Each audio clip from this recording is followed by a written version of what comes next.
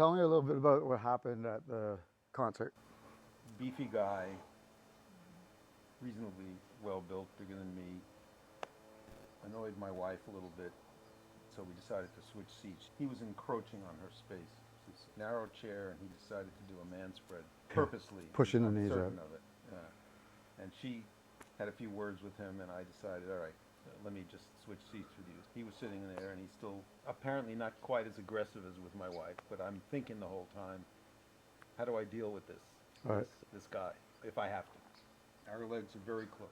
One of the things that you have, if I'm here and somebody comes up and reaches towards me, I'm into sort of this move. I'm already, if you do that and you start shoving me, I'm going to be immediately off balance. One of the first things that you want to do is create a kickstand and turn in towards the person. As I'm here, if my hand comes back, I'm not putting it on to my side, but just off to the side. The reason I want this, two things. I'm looking passive. If you were to push me, I've got a kickstand position right here. My hips are rotated in, my weight is ready to push off. When I do this, by putting my weight where my shoulders to the outside here and putting that foot in, so my shoulders between my hip and my heel, go ahead and shove me. I've got a really solid base right here. And because I'm slightly rotated in, I can turn and deliver. Now, if I take this position, hey, what's going on? Why are you being so touchy? And he decides to reach in. This is my backup hand. It's passive. If you were to reach in, I could parry it away. If he grabs me, I can take this, but you've let him grab hold of you already. From this position, this is the hidden weapon, and it's the Bonsau. When I'm doing the Bonsau, what I want to do is I want to roll up and across. I don't want to do a karate block here, because if you kept pushing, I end up letting it through on myself again. The idea is as it comes in, I'm rolling up and I'm guiding it across. As I do that, I want to add this reinforced block. Do it as a Tonsau right here. If you look at it, it's here, boom. And then this turns over and I catch with my thumb and middle finger onto the wrist. From here, I'm going to bring it around to my back pocket, which is over there. And if he's got this inside position, I can either push him, I could dump him back, but I've taken him off balance. I can take this position, I could twist, turn, and re-guide him away.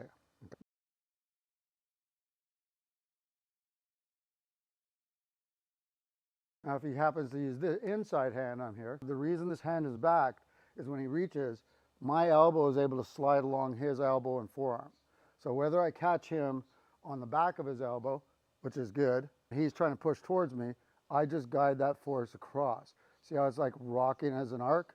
It's not stopping as a force. If I stop as a force, I need to be as strong as that person. You guys here? Go ahead. I can arc this away from me. This grab can now be used to smash and do whatever I need to do. I'm leaning back, I don't want anything. He comes up, okay, and I can pivot into these positions. I want to be down here so that when it comes up, I'm trying to intercept as close to my watch band or my wrist as I can because I want to keep them off of me. Once I'm in this position, when we did like sort of my research, about 135 degrees that you want right here if you're going to create an angle inside the elbow. This is that same position you'd have in an arm wrestling position where you can lock before it's like they can take you down that last bit of strength that you have. I'm brushing off my forearm. This is what you want to do.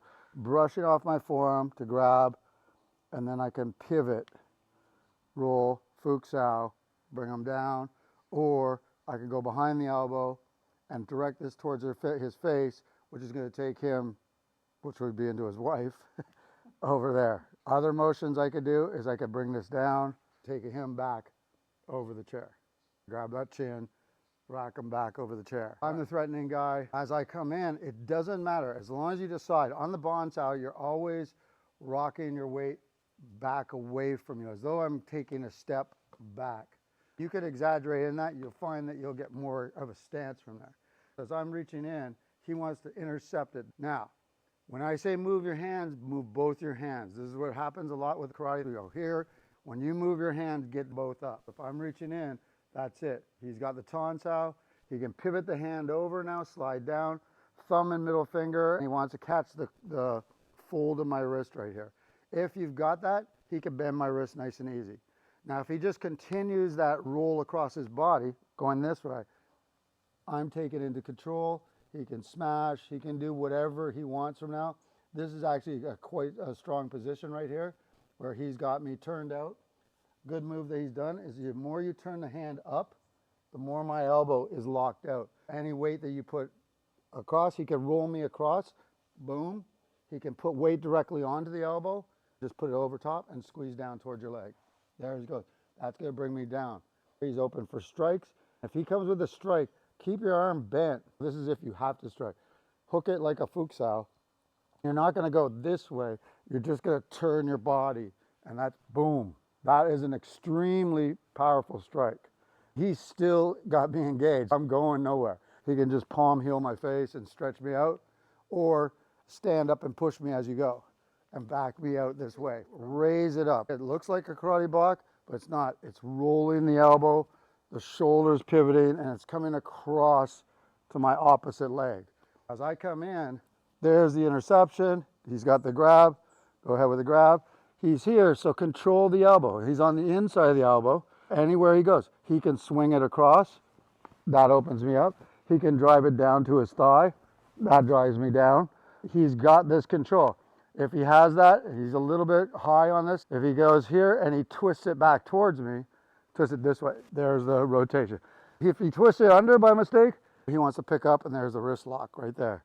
Okay, and you can drive that down into the ground. Knowing these wrist locks, especially from a seated position, if he can get my wrist below my waist and you twist and point the fingers at the ground, they're going down. There's nothing wrong as long as you're controlling the elbow. Say he actually missed this and went under.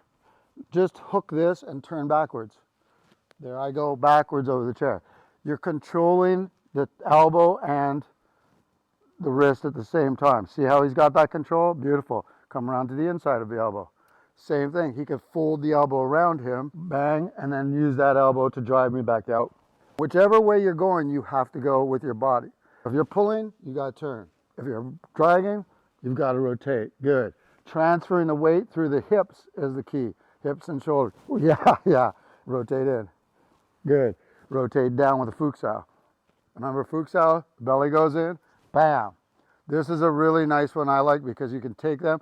If you go forward and scoop down back to your hip, there's where it brings my chin right into your knee or into my knee. You've got all of these different types of variety. People who are learning, they section stuff. Don't stop because it's not over. It's here, boom. You have to go with the motion because I'm going to continue my motion.